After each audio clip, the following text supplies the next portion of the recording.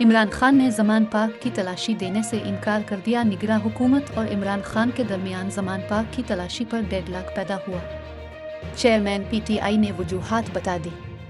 तफसीलात के मुताबिक एक बयान में इमरान खान ने कहा कि कमिश्नर लाहौर मोहम्मद अली रंधावा की सरबराही में हुकूमती टीम ज़मान पाक आई थी और उनसे मुस्बत गुफ्तगू हुई।